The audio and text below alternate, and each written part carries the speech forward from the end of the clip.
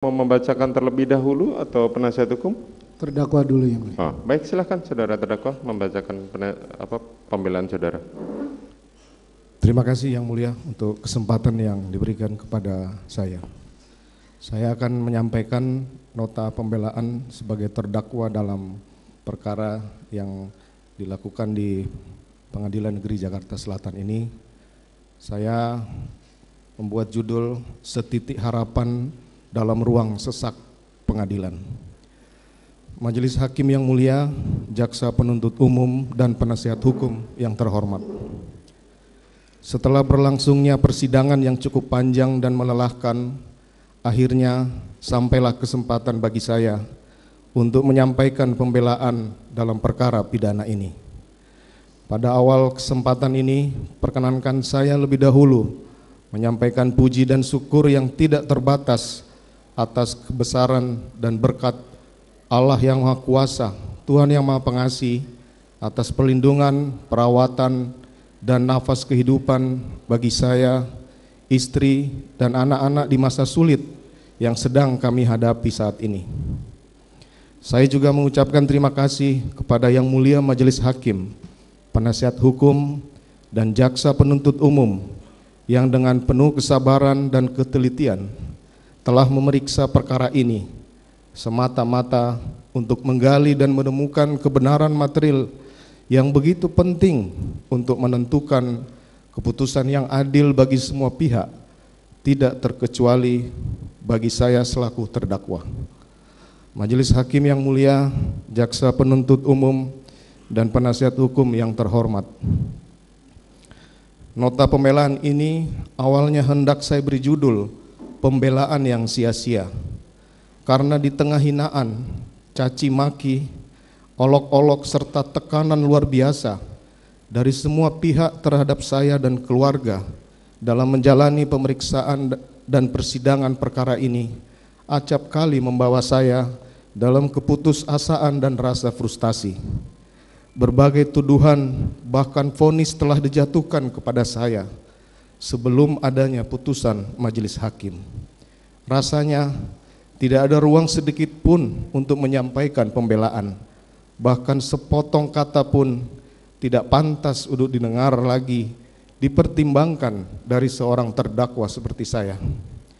Selama 28 tahun saya bekerja sebagai aparat penegak hukum dan menangani berbagai perkara kejahatan termasuk pembunuhan. Belum pernah saya menyaksikan tekanan yang begitu besar terhadap seorang terdakwa sebagaimana yang saya alami hari ini. Saya nyaris kehilangan hak sebagai seorang terdakwa untuk mendapatkan pemeriksaan yang objektif, dianggap telah bersalah sejak awal pemeriksaan dan haruslah dihukum berat tanpa perlu mempertimbangkan alasan apapun dari saya sebagai terdakwa. Media framing dan produksi hoax terhadap saya sebagai terdakwa dan keluarga secara intens terus dilancarkan sepanjang pemeriksaan.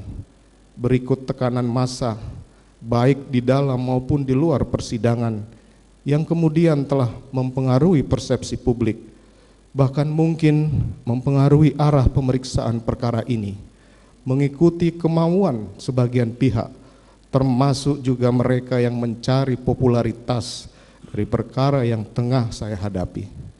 Saya tidak memahami bagaimana hal tersebut terjadi, sementara prinsip negara hukum yang memberikan hak atas jaminan, perlindungan, dan kepastian hukum yang adil, serta perlakuan yang sama bagi semua warga negara di mata hukum masih diletakkan dalam konstitusi negara kita. Demikian pula prinsip praduga tidak bersalah atau presumption of innocence yang seharusnya ditegakkan berdasarkan artikel 11 Deklarasi Universal Hak Asasi Manusia, artikel 14 ICCPR, serta penjelasan umum butir ketiga huruf C KUHP. Demikian pula pasal 8 ayat 1 Undang-Undang Nomor 48 Tahun 2009 tentang kekuasaan kehakiman yang menegaskan bahwa setiap orang yang dituntut dan dihadapkan di muka sidang pengadilan wajib dianggap tidak bersalah sampai adanya putusan pengadilan yang menyatakan kesalahannya. Majelis Hakim yang mulia, jaksa penuntut umum, dan penasihat hukum yang terhormat. Sejak awal saya ditempatkan sebagai terperiksa dalam perkara ini, beragam tuduhan telah disebarluaskan di media dan masyarakat, seolah saya adalah penjahat terbesar sepanjang sejarah manusia. Saya telah dituduh secara sadis melakukan penyiksaan terhadap almarhum Yosua sejak Magelang.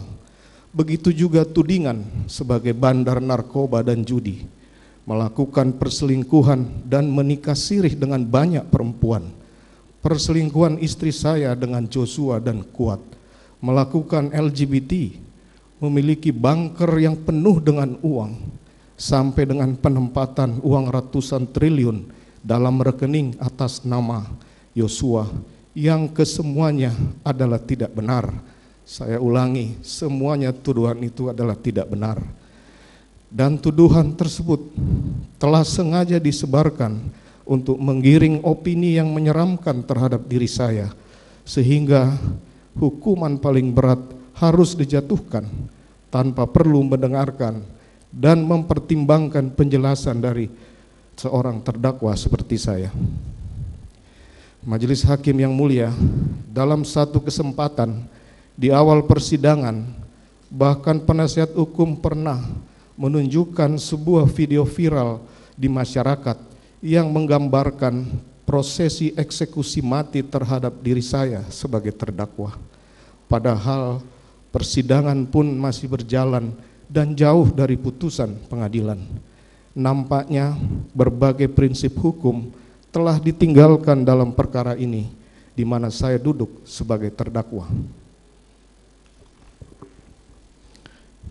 Tidak dapat saya bayangkan bagaimana saya dan keluarga dapat terus melanjutkan dan menjalani kehidupan sebagai seorang manusia, juga sebagai warga masyarakat, dengan berbagai tuduhan keji yang melekat sepanjang perjalanan hidup kami.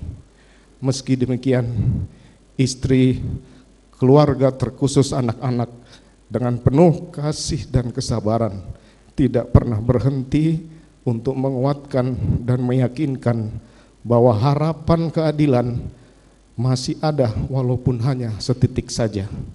Karenanya saya tidak boleh berhenti menantikan keadilan.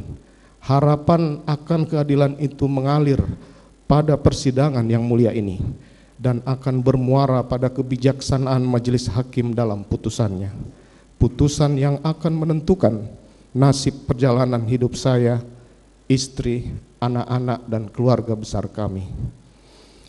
Majelis Hakim yang mulia, jaksa penuntut umum, dan penasihat hukum yang terhormat, hari ini tepat 165 hari saya berada dalam tahanan untuk menjalani pemeriksaan perkara ini. Berada dalam tahanan berarti kehilangan kemerdekaan dalam hidup sebagai manusia selama ini. Saya menikmati jauh dari berbagai fasilitas, kehilangan kehangatan keluarga, sahabat, dan handai tolan. Semua hakikat kebahagiaan dalam kehidupan manusia yang sebelumnya saya rasakan sungguh telah sirna berganti dengan suram, sepi, dan gelap. Di dalam juri tahanan yang sempit, saya terus merenungi betapa rapuhnya kehidupan saya sebagai manusia. Tidak pernah terbayangkan sebelumnya kehidupan saya yang begitu terhormat dalam sekejap terperosok dalam nestapa dan kesulitan yang tidak terperikan. Demikianlah penyesalan kerap tiba belakangan, tertinggal oleh amarah dan murka yang mendahului. Majelis Hakim yang mulia, jaksa penuntut umum, dan penasihat hukum yang terhormat, penderitaan yang menimpa saya dan keluarga hari ini diawali dari peristiwa yang dialami oleh istri saya, Putri Chandrawati, pada tanggal 7 Juli 2022.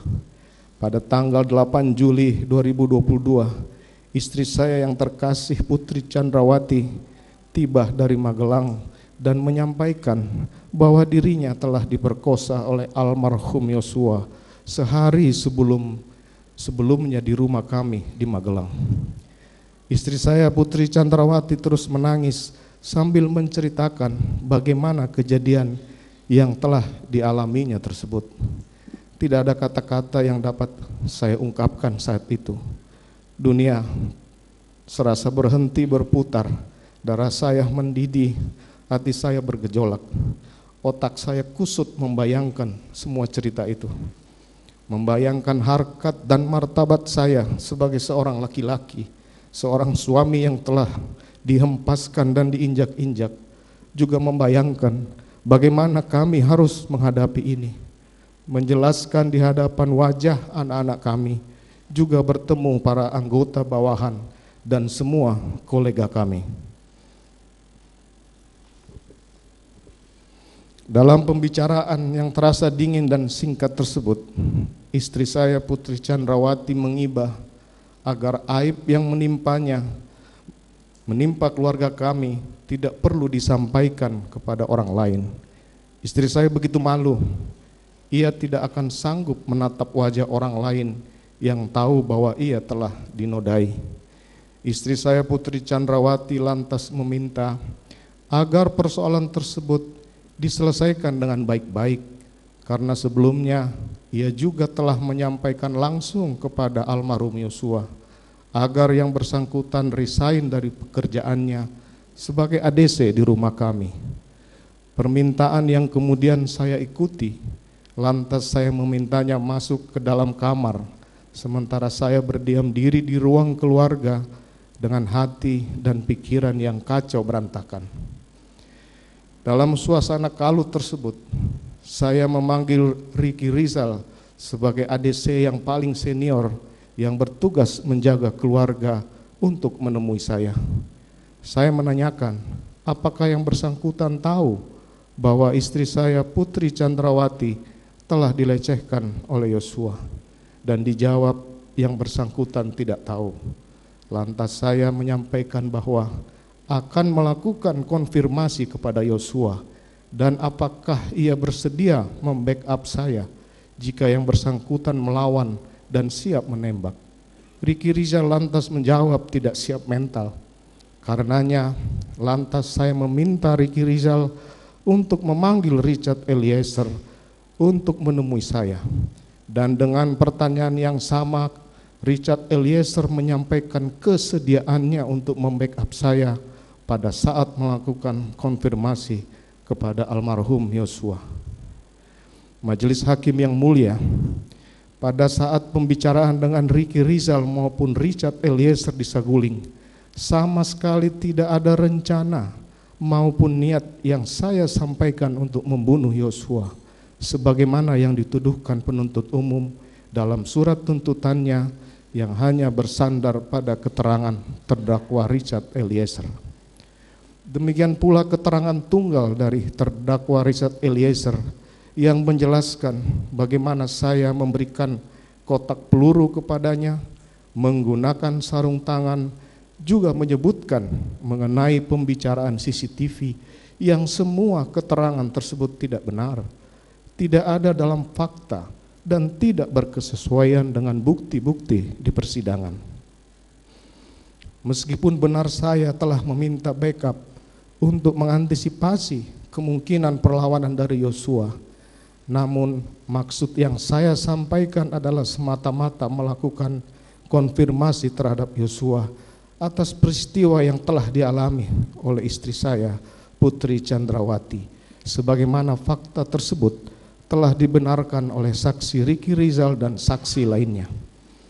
Selanjutnya, untuk kepentingan isolasi yang biasa dilakukan oleh keluarga kami setelah dari luar kota, istri saya, Putri Chandrawati, berpamitan lalu menyampaikan bahwa saya akan melakukan konfirmasi kepada Yosua nanti malam setelah istri saya isolasi dan saya selesai kegiatan di Depok.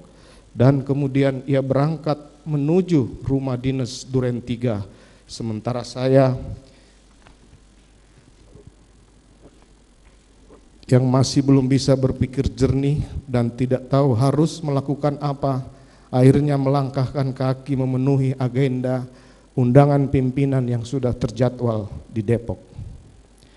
Sepanjang perjalanan dari rumah Saguling, pikiran saya terus berkecamuk dan semakin memuncak ketika mobil yang saya tumpangi akan melewati rumah dinas Duren 346 dan melihat Yosua berdiri di depan rumah.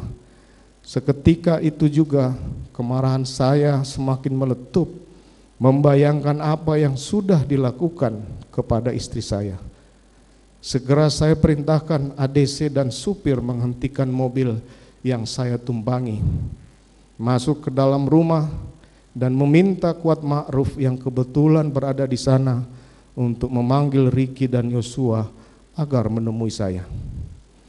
Dengan amarah yang memuncak, saya mengkonfirmasi Yosua mengapa ia berlaku kurang ajar terhadap istri saya. Namun Yosua menjawab dengan lancang, "Kurang ajar bagaimana, Komandan? Seolah tidak ada satu apapun yang terjadi. Kesabaran dan akal pikiran saya pupus. Entah apa yang ada di benak saya saat itu.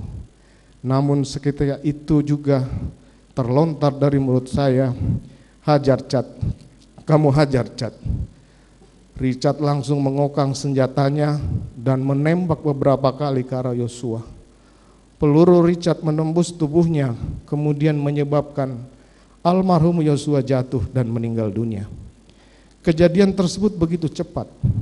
Stop, berhenti, saya sempat mengucapkannya, berupaya menghentikan tembakan Richard, dan sontak menyadarkan saya bahwa telah terjadi penembakan oleh Richard Eliezer yang dapat mengakibatkan matinya Yosua. Lantas saya segera keluar memerintahkan prayogi untuk segera memanggil ambulan sebagai upaya memberikan pertolongan bagi almarhum Yosua. Saya begitu panik saat itu, namun harus segera memutuskan apa yang mesti dilakukan untuk mengatasi keadaan tersebut, terutama untuk melindungi Richard Eliezer pasca terjadinya peristiwa penembakan. Majelis Hakim yang mulia, Jaksa Penuntut Umum, dan penasihat hukum yang terhormat.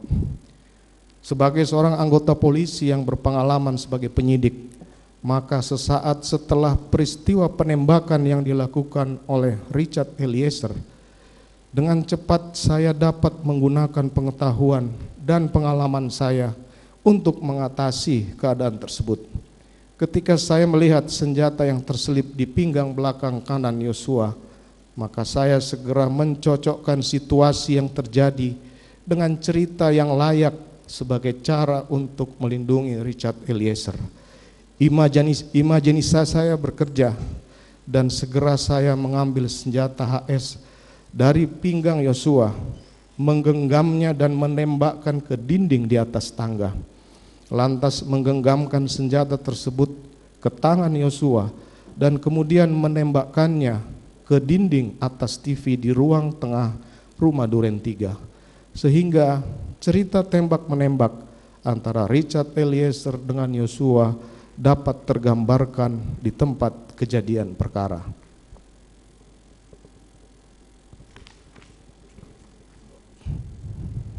Selanjutnya, saya meminta prayogi untuk memanggil ambulans untuk menolong almarhum Yosua.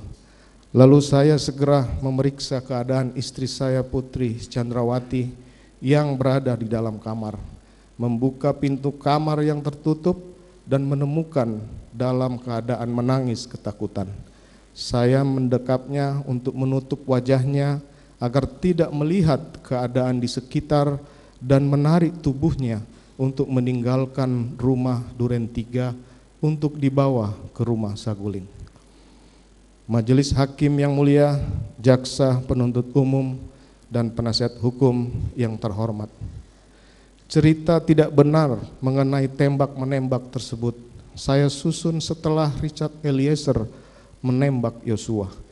Cerita tersebut bersandar pada pemahaman saya atas peraturan Kapolri nomor 1 tahun 2009 tentang penggunaan kekuatan dalam tindakan kepolisian. penggunaan kekuatan dapat dilakukan oleh anggota Polri apabila terdapat ancaman kepada diri sendiri maupun orang lain. Sehingga saat itu cerita tembak-menembak antara Richard dengan Yosua untuk melindungi istri saya yang dilecehkan di rumah Duren 3 dapat menjadi alasan yang masuk akal untuk melindungi Richard dari pertanggungjawaban pidana. Bangunan cerita di Duren 3 tersebut saya susun sendiri setelah terjadinya peristiwa penembakan terhadap Yosua, sehingga sama sekali tidak benar keterangan Richard Eliezer di depan persidangan yang menyampaikan bahwa cerita tersebut saya sampaikan kepada dirinya di rumah Saguling sebelum peristiwa tembak-menembak terjadi. Adalah tidak mungkin jika saya membuat cerita sebagai bagian dari rencana pembunuhan seperti disampaikan Richard, karena faktanya saya tidak pernah berkomunikasi dengan Kuat Ma'ruf, juga tidak ada menceritakan soal skenario tersebut kepada Ricky Rizal dan istri saya Putri Chandrawati sebelum terjadinya penembakan tersebut. Demikian pula saya tidak mengetahui posisi dan pergerakan masing-masing mereka, termasuk almarhum Yosua saat di rumah Saguling maupun saat di rumah Duren 3. Tidak ada orang lain, apalagi istri saya Putri Chandrawati, yang ikut menyusun cerita tersebut. Cerita tersebut sepenuhnya didasarkan pada pengetahuan yang saya miliki sebagai seorang penyidik. Sementara istri saya Putri Chandrawati, juga Kuat Ma'ruf, Ricky Rizal, bahkan Richard jelas sama sekali tidak memiliki pengetahuan dan pengalaman di bidang tersebut. Justru pada tanggal 9 Juli 2022, istri saya Putri Chandrawati sangat marah setelah saya menyampaikan cerita tembak-menembak yang melibatkan istri saya sebagai korban pelecehan di Duren 3. Juga terutama karena sebelumnya ia telah meminta kepada saya agar permasalahan dengan Yosua diselesaikan dengan baik-baik. Cerita tembak-menembak tersebut baru saya sampaikan kepada Richard Eliezer pasca terjadinya peristiwa penembakan Yosua. Setelah memerintahkan Ricky Rizal mengantar istri saya kembali ke rumah Saguling, kemudian saya masuk kembali menemui Richard Eliezer untuk menjelaskan cerita tembak-menembak tersebut dengan maksud untuk dijelaskan kepada penyidik apabila kemudian menghadapi pemeriksaan. Cerita tembak-menembak juga baru saya jelaskan kepada Kuat Ma'ruf dan Ricky Rizal. Saya menemui mereka saat pemeriksaan di Biro Provos Mabes Polri. Di dalam cerita tersebut saya sampaikan bahwa saya tidak berada di TKP pada saat tembak-menembak terjadi. Saya tiba saat peristiwa telah selesai.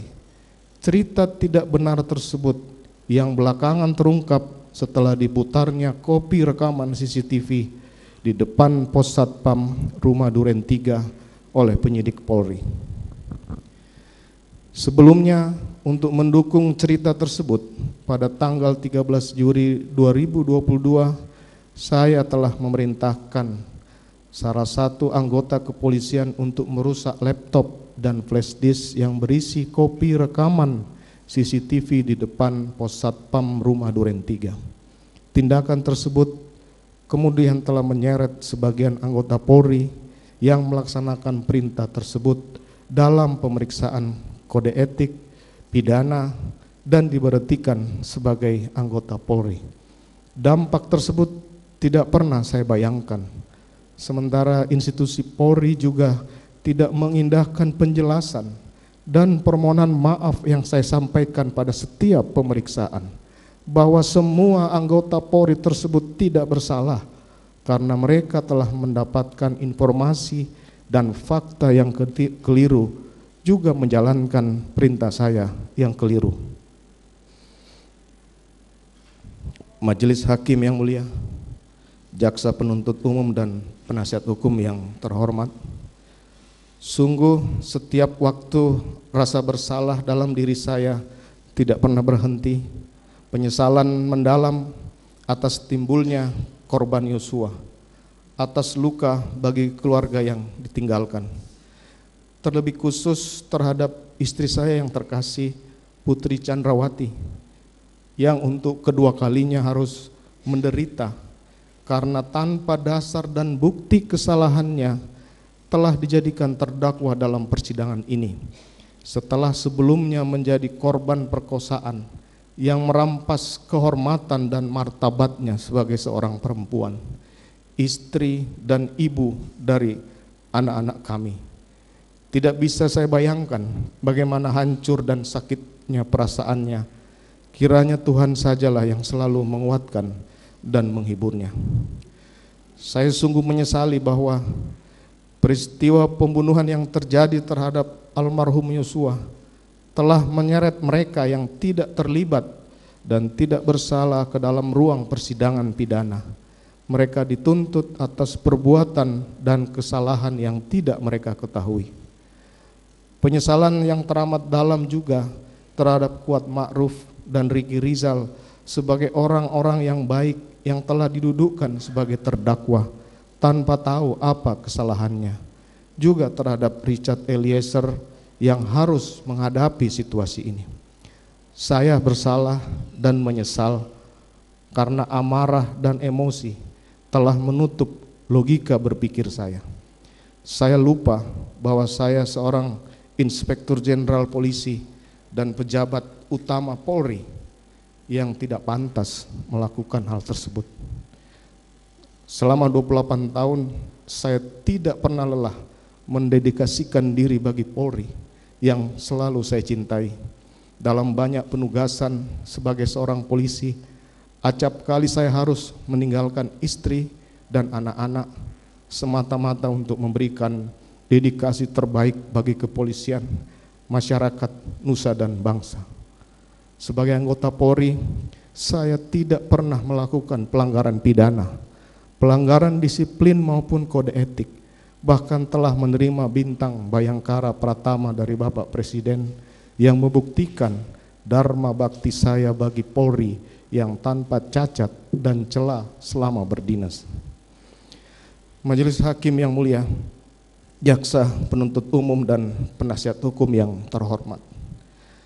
Akhirnya di tengah persidangan yang begitu sesak dan penuh tekanan ini, saya kembali menyampaikan permohonan maaf yang mendalam kepada keluarga korban almarhum Yosua, kepada Bapak Presiden Republik Indonesia dan seluruh jajarannya, kepada Bapak Kapolri dan Kepolisian Republik Indonesia yang sangat saya cintai, kepada masyarakat Indonesia yang telah terganggu dengan peristiwa ini. Saya juga meminta maaf sujud kepada istri saya yang terkasih Putri Chandrawati dan anak-anak. Saya telah lalai menjalankan tugas sebagai seorang suami, sebagai seorang ayah yang baik. Semoga Tuhan mengampuni saya dan kiranya Ia selalu memberikan keteguhan dan kekuatan kepada kalian. Selanjutnya, melalui pembelaan ini, saya mohon kepada majelis hakim yang mulia berkenan memberikan keputusan yang adil berdasarkan hukum dan penilaian objektif atas fakta dan bukti yang telah dihadirkan di persidangan ini dengan mempertimbangkan yang pertama, bahwa sejak awal saya tidak merencanakan pembunuhan terhadap korban Yosua karena peristiwa tersebut terjadi begitu singkat dan diliputi emosi, mengingat hancurnya harkat martabat saya, juga istri saya yang telah menjadi korban perkosaan. Kedua, dalam pemeriksaan saya telah berupaya menyajikan semua fakta yang saya ketahui, termasuk mendorong saksi atau terdakwa lain sebagaimana dalam keterangan Kuat Ma'ruf untuk mengungkap skenario tidak benar pada pemeriksaan di tingkat penyidikan. Ketiga, saya telah mengakui cerita tidak benar mengenai tembak-menembak di rumah Duren 3. Keempat, saya telah menyesali perbuatan saya, meminta maaf dan siap bertanggung jawab sesuai perbuatan dan kesalahan saya.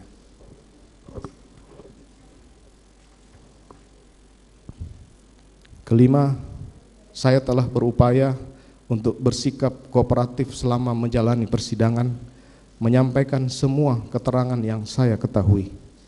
Keenam, saya telah mendapatkan hukuman dari masyarakat atau social punishment yang begitu berat, tidak saja terhadap diri saya, namun juga terhadap istri, keluarga, bahkan anak-anak kami. Ketujuh, baik saya maupun istri telah didudukkan sebagai terdakwa dalam persidangan ini dan berada dalam tahanan.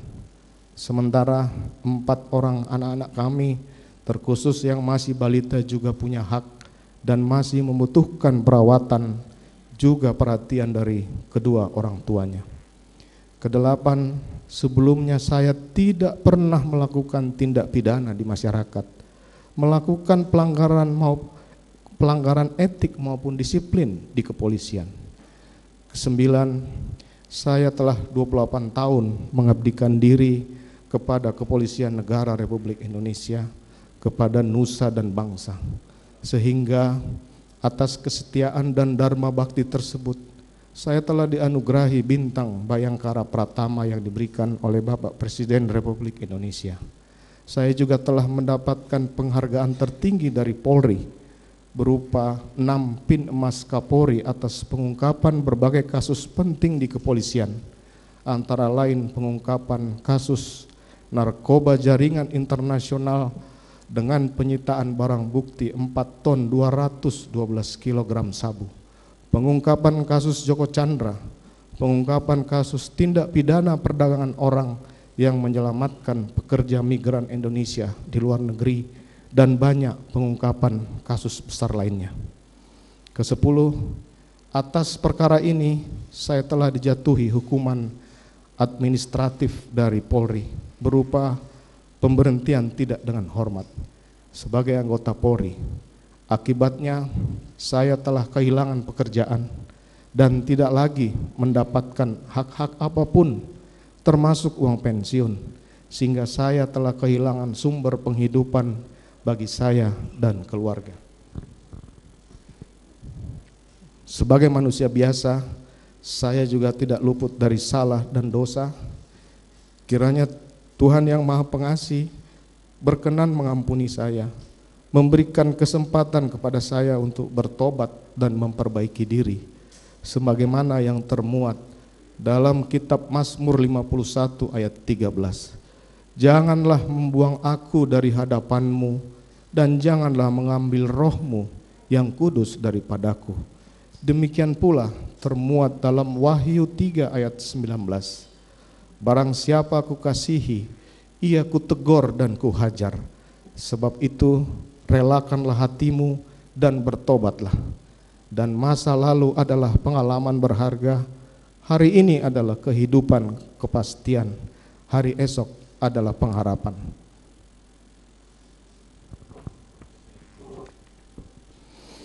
Demikian nota pembelaan pribadi ini saya sampaikan. Semoga dapat menjadi pertimbangan yang adil bagi Yang Mulia Majelis Hakim dalam memutuskan perkara ini di tengah desakan dan sesaknya ruangan persidangan ini. Terima kasih Yang Mulia. Makobrimob 24 Januari 2023.